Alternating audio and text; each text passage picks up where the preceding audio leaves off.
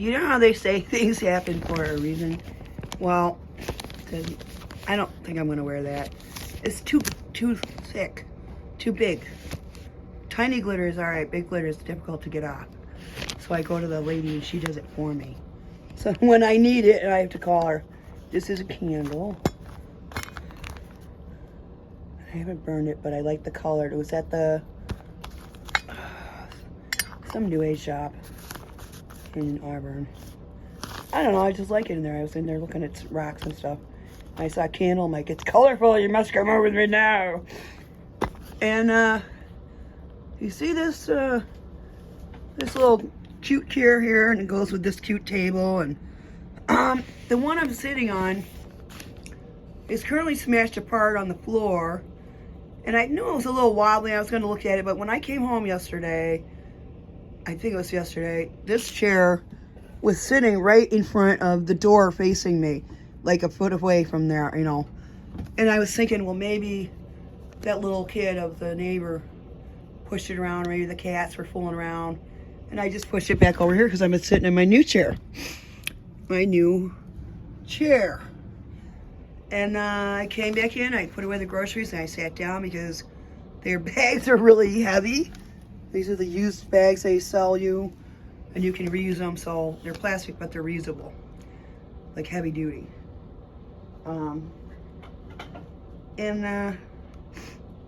Things fall around here a lot in this house, and it's either because when you're walking around it shakes a little and something falls, or they just, you know. I have all the bins to organize my things, and that's what I'm going to do this weekend. And there's my Batman popping thing, stress relief.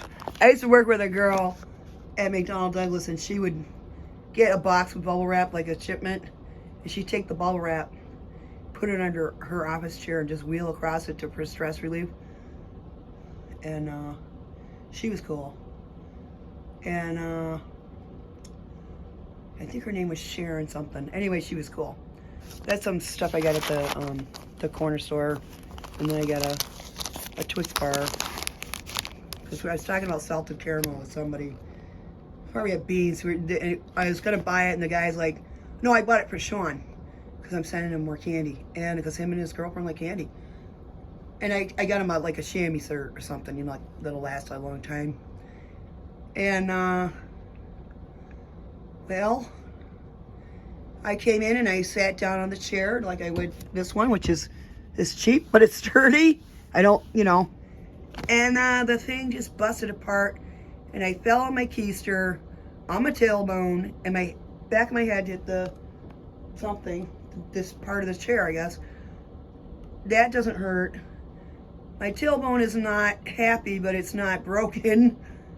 And because there's this material, whatever, this rattan stuff. And I'm like, okay, perhaps I'm not going to buy chairs made out of this anymore. Well, things happen. You know, I'll get my carpenter friend or somebody, or I'll glue it back together. I got wood glue, and I've got, I think I have bungee cords. There's tools over there. Robert wanted to store tools in my kitchen. Well, he wasn't wrong, but he wasn't, like, following my aesthetic either. He was a bachelor for years before he married me, and he did live with another woman, but, you know, I think she was also, I don't know if she was a dancer, but she probably just did her own thing and, you know, let him do what he want. And,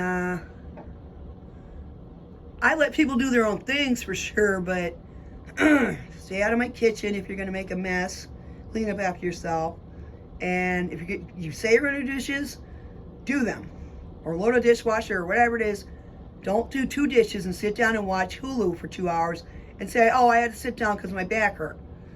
Because I finally just said, look, dude, I know you mean well, but you take the trash out on Saturday. You drive me up to the laundromat and help me with that. You drive me to the store. He really didn't have to help me with shopping, but he wanted to come along, and yeah. I'm better at pushing the shopping cart and navigating, and Robert was like a bull in a china shop with that thing. And, or I'd be in the, like I said, in the produce section, and he'd go to use the washroom, and he'd come up behind me, and I'd turn around, and he was standing like 2 feet away, scare the crap out of me. I'm like, don't do that, man. Stop sneaking up on me in the store. And so now every time I go to get bananas, I would turn around and be like, is he coming yet? Is he there yet? He's not going to get me this time. He was funny. Very funny. And, oh gosh. I gotta find my ibuprofen. I have a bottle of ibuprofen somewhere. I thought it was in my purse, which would be logical, or in the bathroom, which would be logical, or where I keep my pills. Normally I clean the kitchen every day before breakfast, or half before breakfast and half after. Everything's clean. The floor isn't always clean because the door is all sand, and you're always tracking sand. I finally had this runner rug, and I took it up to help him get the chair out of here, the big one, and I was like, it looks a lot better without the runner rug full of sand. Just the imitation thirst hog by the door, which I got on Amazon, because the beans ones were like $50, and I'm like, eh. And so I found one on Amazon, sort of equivalent. And but it's now it's winter, and I can't take my shoes off if I'm carrying groceries in. Can't take my muck boots off or my other shoes off and just walk barefoot on the dirty sandy floor or whatever. So once in a while I go around sweeping and use the little, I have a dust buster with a cord, because the ones that I've had with batteries have just run out. And my side hurts again where it did before, and it's muscular tension, and I know it's tension from just this happening just now, and my muscles clench up, and then I don't like that very much, but I'm fine. I'll just see if I can get out on my hands and knees and get up off the floor. And I'm not drunk and I'm not stoned, okay? I don't smoke and drive like this commercial comes on, and it was the don't smoke and drive, like wacky, which I don't, because I can't drive if I do that. I tried it once years ago, and I'm like, this ain't for me, fella. I tried coke once, this ain't for me. I cannot do drugs, because I'm so sick. I can't even take a Tylenol coating because I'll feel like puking and pass out. I can't do it. It makes me nauseous. And I guess somebody's out there looking out for me somewhere if that happens. I can drink if I want to, but then I tone it down. I'm like, all right, let's drink some water. Let's drink some juice. I usually drink water all day, well water. And I have a little coffee in the morning with sugar, and then I have well water and with ice. Wow, exciting to be a grandma and mean, isn't it? And at night when I'm cooking, sometimes I drink some wine, and when my husband dies, sometimes I drink too much wine for a while. So that's my excuse, and I'm sticking to it.